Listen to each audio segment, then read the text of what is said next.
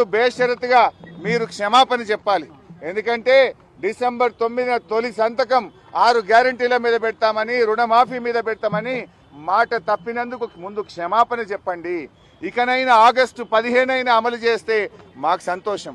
నా ఒక్కడికి ఎమ్మెల్యే పదవి కంటే ఈ రాష్ట్రంలో లక్షలాది మంది ప్రజలకు 4000 ఆసరా పెన్షనో, 4000 నిరుద్యోగ భృతో, 2500 రూపాయలు మహిళలకో, 2 లక్షల రుణమాఫీ జరిగితే నేను సంతోషపడతాను.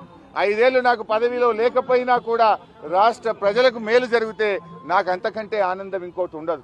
అందువల్ల నేను రాజకీయాలకు అతీతంగా స్వచ్ఛందంగా ముందుకొచ్చాను. నేను స్పీకర్ ఫార్మెట్ లో కూడా నా లెటర్ ఇవ్వడానికి నేను సిద్ధంగా ఉన్నా.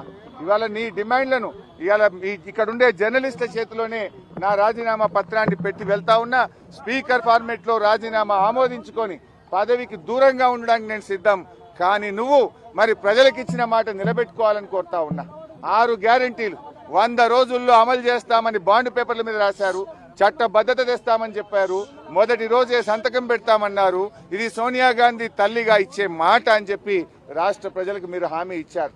ఆ హామీలు అమలు చేయాలని మరొక్కసారి నేను కోరుతా ఉన్నా. మీరు రావడం రాకపోవడం మీ విజ్ఞత.